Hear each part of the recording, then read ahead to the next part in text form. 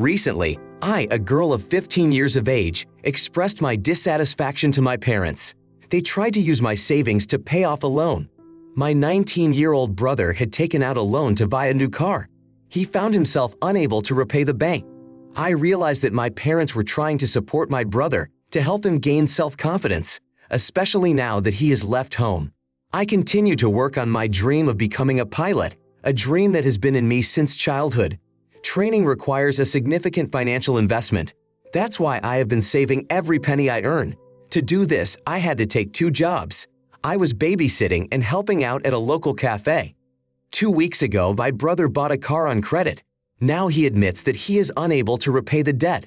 He has no job, while his parents continue to pay for his college tuition. When I heard about this, I offered to help him find a job by sending his resume around town. However, last night it came to light that his parents were going to take money from my account to pay off his loan. This triggered my anger. I couldn't help myself and told them what I thought. I accused them of being indifferent to my aspirations. I have always been the only girl among my brothers, and my relationship with my family has been cordial till now.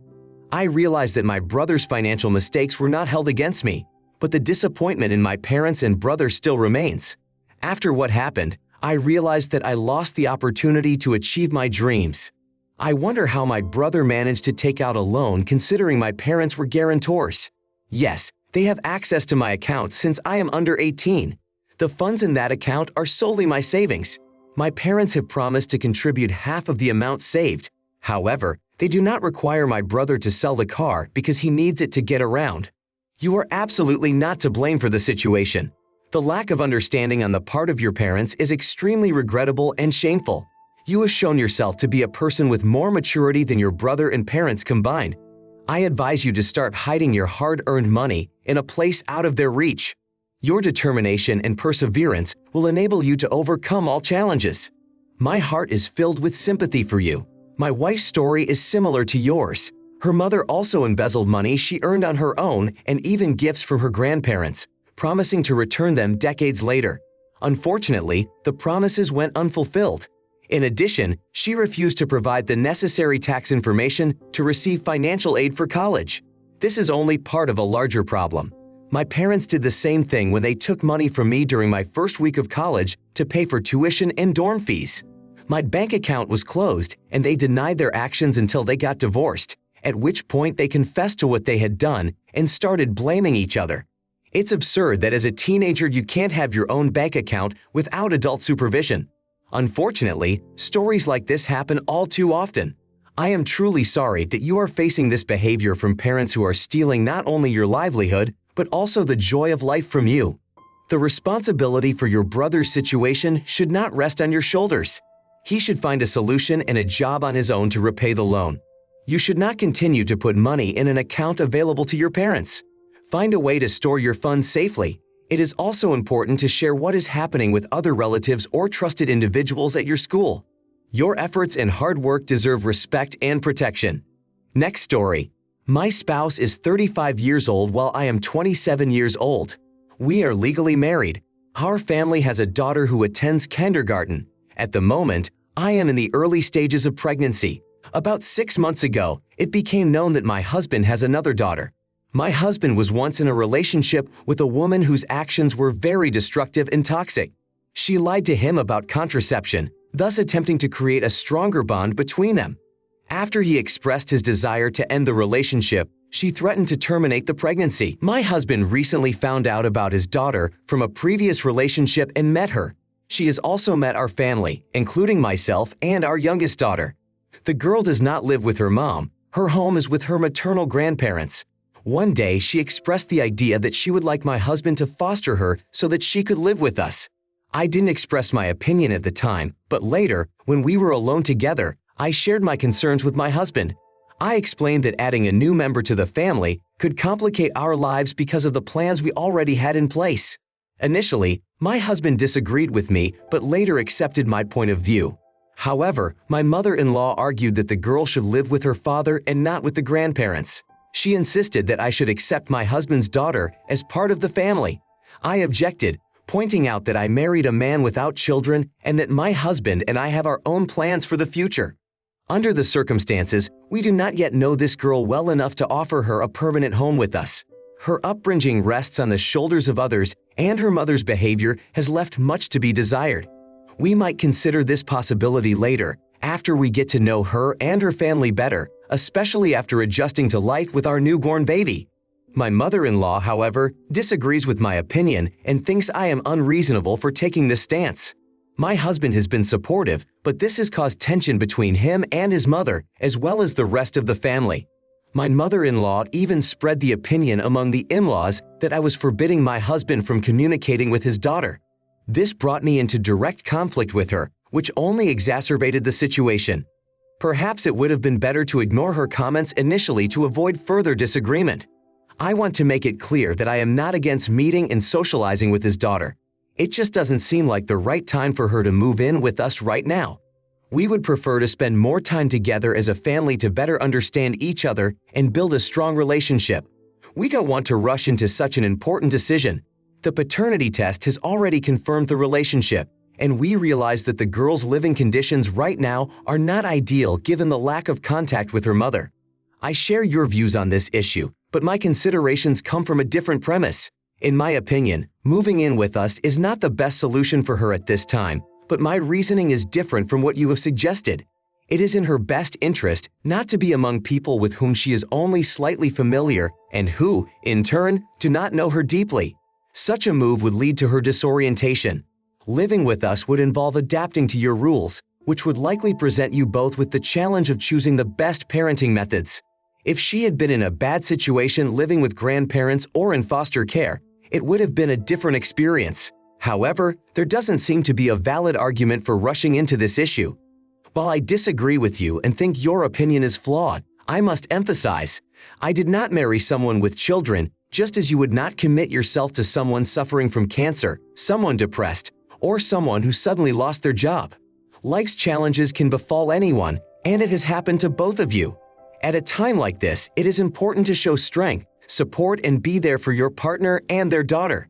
There can be a lot of joy lurking in this situation if you make the choice to live together. Your plans should not exclude caring for a child who may have been neglected by both parents. Your spouse has both a legal and moral obligation to care for your child. If a current change in life circumstances is causing you difficulty in your relationship with your spouse and leading to the neglect of your child, you may need to rethink your being in this union. It is important to show compassion for this child, as she is only a child. Now I want to tell a different story. I have a young daughter. Our family has had my mother-in-law visit us more than 30 times. In her desire to help, there is a desire to do only two things, either changing diapers or feeding the baby from a bottle. We made a rule that only my husband and I could take care of our daughter, except for special occasions. I ran into a difficulty regarding breastfeeding. Having a breast pump, I hardly ever use it, seeing no need for it. My mother-in-law, however, is insistent on bottle feeding my granddaughter, which causes me resistance. Her visits become a source of discomfort. Coming unannounced, she expects to be welcomed and fed. On one such evening, while preparing dinner, I explained that the food was prepared only for our family number, suggesting that she eat at home. Her reaction to the refusal was restrained, but a slight resentment was felt. What unfolded next was a situation where, during my cooking, my daughter became cranky and my husband tried to calm her down. My mother-in-law offered to help by offering to take the baby for a while I finished cooking dinner, hinting at the possibility of using a breast pump to quickly decant milk and feed the baby. Tired of the constant arguing, in a moment of intense irritation, I didn't hold back.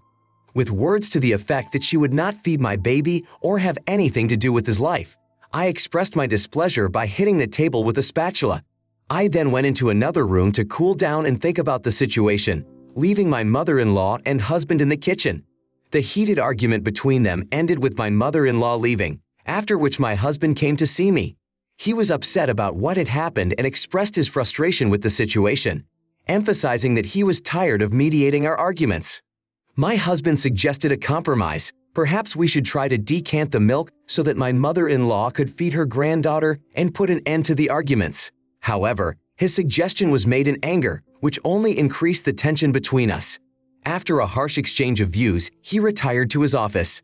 Soon after, he returned to apologize for his words and hasty conclusions, admitting that his reaction was overreaction. Despite the reconciliation, there was tension in our relationship, and I realized that my actions and words had also contributed to it. You are not to blame for the situation, and it is not your job to do double work by pumping milk and then feeding your baby. It is important to let your husband know that criticizing him and his mother will not be tolerated. He should be supportive of you. You should also make it clear to your mother-in-law that her opinion on bottle use is not the deciding factor. I did not suggest my daughter-in-law to use a breast pump. That is my own decision. I respect boundaries and never show up uninvited. If it is important to the husband that his mother be actively involved in feeding the baby, let him decide on the issue of milk decanting.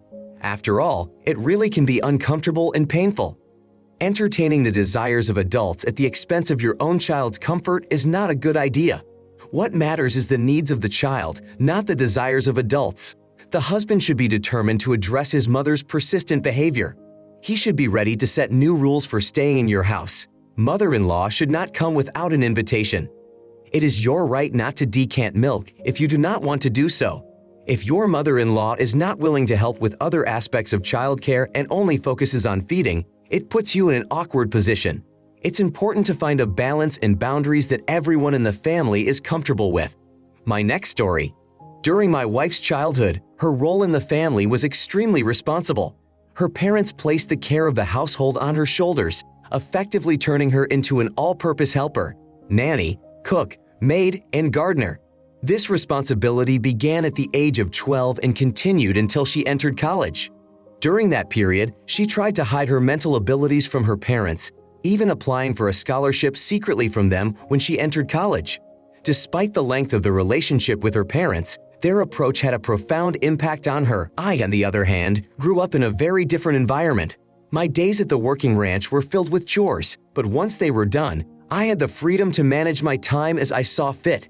After 13 years of living together and raising 2 children, my wife and I came to an agreement that our children would be involved in household chores as well. However, my wife's approach to household chores is different. She does not insist on doing them if the children forget to clean up after themselves. For example, if our son leaves dirty dishes in an inappropriate place, she doesn't demand that he fix it immediately. This loyalty led to an unpleasant incident when I once had to seek medical attention because of a plate left on the couch that broke beneath me. This incident prompted a serious conversation between us about the need to educate our children to take responsibility for the orderliness of the house. In response, my wife expressed concern that such demands might make children feel the way she once felt about her parents. I emphasized the importance of the distinction between being someone's free help and simply participating in household chores. Our children don't have to do hard labor such as caring for horses or livestock, but keeping the house in order is within their power. My willingness to be the bad guy in my children's eyes led me to insist on their participation in household chores, to which my spouse reacted with increased activity, eager to show as if the work was done by them. I also made the decision to focus solely on my responsibilities outside of housework, leaving domestic tasks to my spouse who, while working from home and receiving clients in the home office, felt the need to maintain perfect order to maintain a professional image. This led to tension between us as she perceived my actions as nagging. I do not seek to raise children who are incapable of independent living and full partnership in future relationships. My desire is for them to recognize the importance of helping around the house and know how to take care of themselves and their surroundings. My spouse, after emphasizing the need for them to participate in household chores, expressed dissatisfaction with my strategy, believing it to be manipulative. I, on the other hand, believe that it is important to teach them responsibility and autonomy because both of them, once they become school children, should be capable of self-organization and understanding of household chores as part of the general order and well-being of the family. Of course, I do not possess all of the answers. However, I realize that keeping the house in order is not just a daily routine. It is a fundamental principle that should be a part of our daily lives. When it comes to raising children, creating the habit of cleaning up after yourself is crucial. Having this habit not only makes life around the house easier, but it also promotes self-discipline. I realize that it is important to recognize how the influence of our own childhood traumas can affect the way we raise our children. Sometimes this can lead to overcompensation, which in turn may not always benefit children. Dealing with these traumas is a challenging but important task for family well-being. In the context of family relationships, it becomes apparent that the ability to keep the home in order is an essential skill that helps form the foundation for a successful future. Life lessons such as cleaning up after oneself are important not only for personal hygiene, but also for developing responsibility. My own story emphasizes how easy it is to miss important life lessons when household responsibilities are not evenly distributed. A lack of basic skills, such as cleaning, can leave a person unprepared to live independently. This realization makes me think about the importance of ensuring that our children do not face similar challenges. Despite the challenges, I deeply sympathize with my wife and understand that she, like all of us, needs support and understanding. Ultimately, our common goal is to help our children grow into mature and independent individuals. This is not an easy task, but I hope we can find ways to support each other and learn together, providing our children with the best possible future. A story that really surprised me. My daughter, who is in her teens, has an outstanding mind. She spares no effort in her pursuit of knowledge. Her school program offers advanced placement AP courses, and she has chosen all the available ones. She is also taking 3 additional subjects: social studies, economics, and computer science, as well as studying law on her own. In this, she is assisted by my husband, who is a lawyer. In addition to the compulsory English language, which is considered a second language in our country, she is also studying Italian and Russian.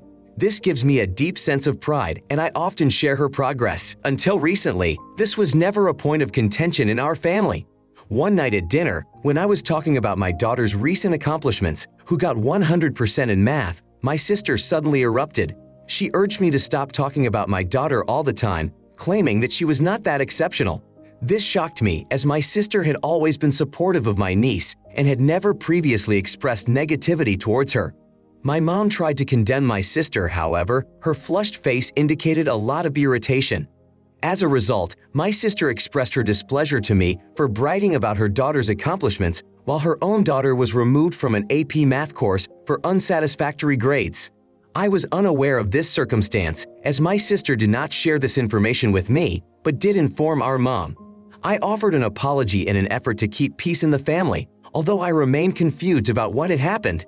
After a brief silence, my husband suggested we leave. Subsequently, I faced criticism from other relatives who rebuked me for allegedly insulting my niece. The situation left me at a loss, especially since no one wanted to listen to my explanations for being unaware of the circumstances. I felt overwhelmed and contemplated apologizing to my sister again and trying to discuss what had happened. Recently, there seemed to be a misunderstanding that not only reached a wide range of people, but also affected the Gravine family. There have been reports that a niece is having difficulty in school. However, this information, for unknown reasons, has not reached you. It is worth emphasizing that the absence of this information from you does not indicate that you are at fault. Consequently, your sister has no reason to blame you for accidentally touching a sensitive subject that you did not even know existed. Understanding the problem does not exclude the fact that you feel proud of your daughter. However, you need to realize that constantly talking about her successes may seem excessive and cause resentment in the family. Your daughter is not just her accomplishments, and you are more than a parent. It would be interesting to know what you have been up to lately, as each person is a whole world. It seems that OP may be too focused on discussing her child to take the time to take a genuine interest in her niece's life. Perhaps she doesn't hear when her sister tries to offer good advice. It is important to pay more attention not only to your children, but also to the feelings of other family members. When considering your daughter, it's worth considering, does she feel she has to prove her worth through accomplishments to earn your love? Children sometimes put in excessive effort, striving for high grades in order to feel approval and love from their parents.